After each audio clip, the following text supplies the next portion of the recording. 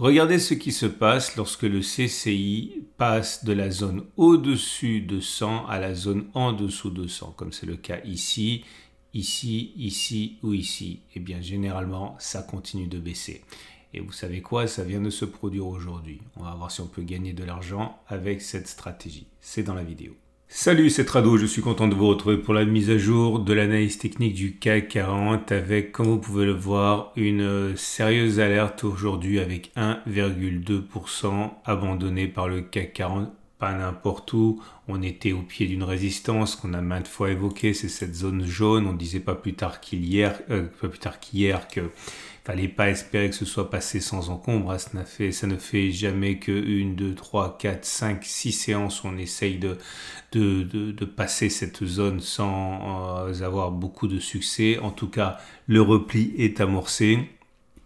Et puis, il est amorcé de manière assez claire avec une bougie grande, rouge. On termine quasiment sur les plus bas. C'est un signal, c'est même un aveu de faiblesse assez important. Les bougies Aiki-Nashi ne sont plus haussières à partir de maintenant, puisque vous pouvez le voir ici. Vous avez une première bougie rouge. Alors, cette bougie rouge n'est pas horriblement baissière, puisqu'elle est assortie d'une mèche haute et d'une mèche basse. Autrement dit, c'est plutôt une bougie d'indécision qu'autre chose en termes d'analyse Aiki-Nashi. Mais en tout cas, c'est sûrement plus haussier. Beaucoup plus important, mais je ne vais pas le tester avec vous aujourd'hui parce que je l'ai déjà testé très récemment. C'est la première bougie rouge 3-line break. On ne va pas la refaire. On sait, on a déjà testé qu'on a plus de 7 chances sur 10 sur les 30 dernières occurrences que la prochaine bougie soit rouge. Enfin, pas bougie, ça s'appelle un bloc. Regardez, je la fais rapidement. Quand c'est vert, après un premier bloc rouge, derrière, il y a un bloc rouge. Comme ici, bloc rouge. Pas toujours. Là, vous avez eu un bloc vert, un bloc rouge et puis derrière un bloc vert. Mais généralement, vous allez remarquer que après un premier bloc rouge, vous en avez généralement un deuxième. Je répète, pas toujours, mais le plus souvent. Et vous pouvez remonter comme ça très longtemps. Vous allez voir que c'est généralement le cas. Bref, je suis en train de vous dire que normalement, la baisse n'est pas terminée. Mais je ne vais pas le backtester encore une fois aujourd'hui puisqu'on l'a déjà fait récemment. On va backtester autre chose. En tout cas, si on revient à nos éléments de chandelier japonais classique, on voit qu'un retour sur le support des 73, 70, 72, 50 semble quand même être hautement plausible au regard de ce qui se passe actuellement. D'autant que la tendance immédiate est devenue, n'est plus haussière, puisque vous voyez, on est en dessous de la M7 qui est plate, voire légèrement baissière. En tout cas, ce n'est plus haussier du tout. Tendance immédiate, donc neutre à baissière. Mais la moyenne mobile à 20 jours demeure ascendante, de même que la moyenne mobile à 50 jours et que la moyenne mobile à 200 jours. Autrement dit, rien n'est remis en cause en termes de tendance générale, de tendance de fond et tendance de long terme. J'aimerais évoquer avec vous maintenant les indicateurs techniques qui nous importent. Alors, deux indicateurs techniques délivrent un signal baissier aujourd'hui. Le premier, c'est le CCI et le deuxième, c'est le stochastique. Je vous montre ça rapidement. Vous voyez, le stochastique vient de croiser son signal à la baisse. Ok, en même temps, il sort in extremis de sa zone de surachat. On est à 79,97, donc en dessous mathématiquement de 80. Donc, on sort de la zone de surachat, c'est un signal de faiblesse. Et le CCI qui sort également de sa zone de surachat. Alors, je vais vous montrer quelque chose. On va tester ça. Comme vous le savez, hein, je suis vraiment très prudent lorsqu'il s'agit de spéculer à la baisse sur le CAC 40, en ce sens que les signaux et les stratégies sont moins efficaces à la baisse qu'ils ne le sont à la hausse, et on va le voir d'ailleurs aujourd'hui. On va regarder ce qui s'est passé à chaque fois que le CCI est passé en dessous de la ligne de 100. Autrement dit, quand il est passé de la ligne de surachat, de la zone de surachat à la zone, on va dire, normale. Alors regardez, j'ai mis ici 2 pouces verts, là. Ok. Pourquoi? Parce qu'une fois que le signal a été donné, non, c'est pas là, c'est ici. Ok. Une fois que le signal a été donné, c'est-à-dire sur cette bougie-ci, ok, non seulement on a clôturé plus bas que la clôture de la bougie de signal, mais en plus on a fait au moins la même distance au stop de protection qui aurait été mis au-dessus des plus hauts précédents le signal. Clairement, si on met le stop de protection à 0,49 là au-dessus, on voit qu'on a fait 2,28 à la baisse. Autrement, on a fait au moins une fois cette distance, mais vers le bas. Regardez ici, pareil, le signal a été donné sur cette bougie-ci.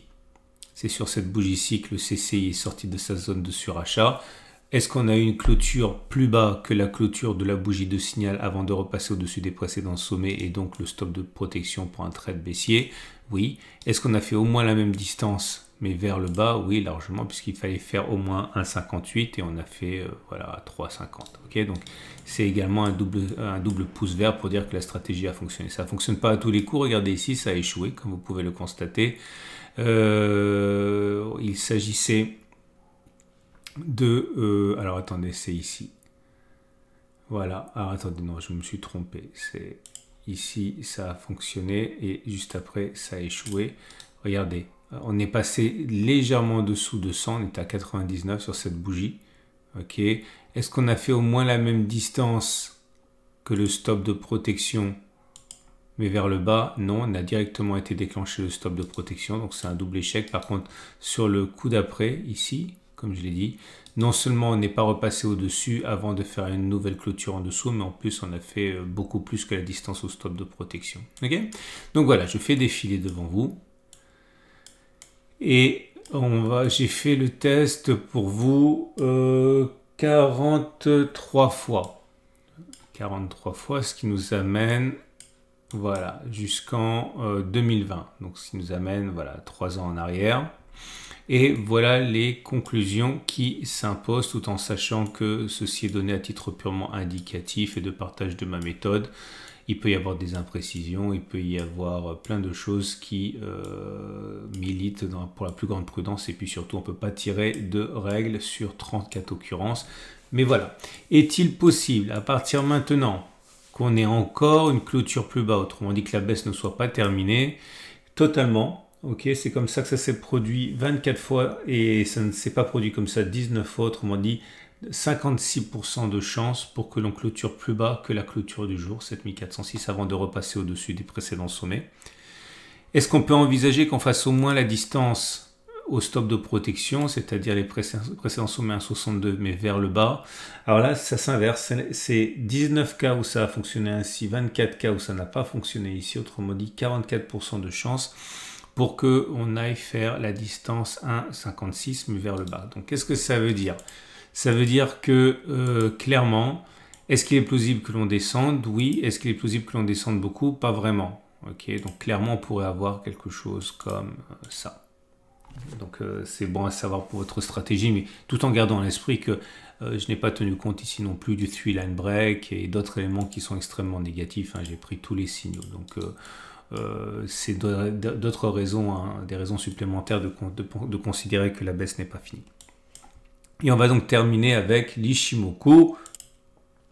Et comme vous le savez, l'Ishimoku a parfaitement joué son rôle, en ce sens que je vous ai dit hier qu'on avait un objectif qui était de prendre la distance entre les plus bas et le twist haussier, de reporter ça par-delà le twist. On a vu que le ciel a été touché au point près, donc à partir de là on n'a pas grand chose à tirer dans l'immédiat, si ce n'est qu'on est toujours apparemment en période de latéralisation.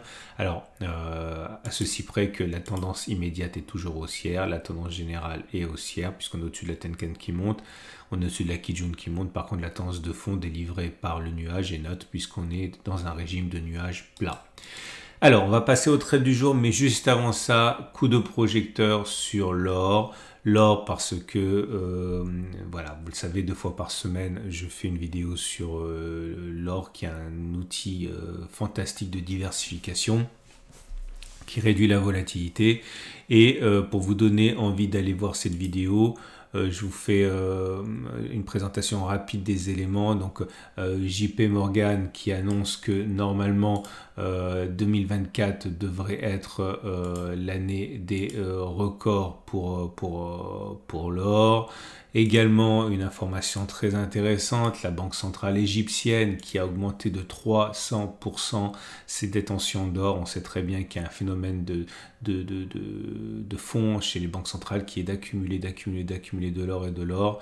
Bref, si vous voulez vous intéresser davantage aux métaux précieux et en particulier, sachez que les grands analystes, les grands spécialistes de portefeuille considèrent qu'il faudrait au moins entre 1 et 5% de vos réserves, de votre allocation financière en or. Bref, je vous invite à regarder cette vidéo, c'est mis à jour 2 fois par semaine.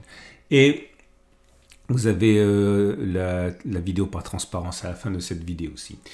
Les trades du jour. Alors, que peut-on faire? Vous l'avez compris, hein, si vous êtes baissier, vous pouvez tenter de trader dans le sens de la baisse, en ayant bien à l'esprit ce que j'ai dit, qu'il était plausible que l'on baisse encore, mais au regard de ce qui s'est passé depuis 2020, il est possible que l'on baisse, mais pas que l'on fasse la même distance que 1,65 vers le bas.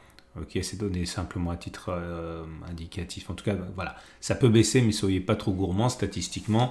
Maintenant, si vous voulez acheter, à titre personnel, je pense que cette zone est toujours intéressante hein, pour acheter. Mais donc, du coup, ça veut dire acheter, par exemple, si on vient chercher le milieu de cette zone, je dis n'importe quoi ici, hein, avec un objectif de retour sur les plus hauts, un stop de protection sous les plus bas, comme ça, avec un peu de marge de manœuvre, vous avez un ratio gain-risque de 1,5 points. Ça passe aussi. Hein. Voilà. Quant à moi, vous le savez, je vais peut-être enfin avoir l'occasion de sortir de ce trade qui a été gagnant, qui est devenu perdant et que j'espère simplement sortir sans trop de frais. Je vais vous dire où je vais mettre mon stop ma prise de profit, extrêmement modeste. Je ne sais pas si on va y aller, mais si on va chercher les 7315, là, ok, je sortirai avec un micro profit, mais encore une fois, le plus important pour moi, c'est de ne pas perdre trop de plumes sur ce trade que j'ai déjà longuement explicité la semaine dernière. Voilà, à demain pour la mise à jour et pensez, si vous le voulez bien, à liker cette vidéo si elle vous a apporté quelque chose, c'est toujours bon pour moi. Et également, si vous le désirez, regardez la vidéo sur l'or pour une fois, ça peut vraiment vous donner des idées. À tout de suite pour d'autres vidéos.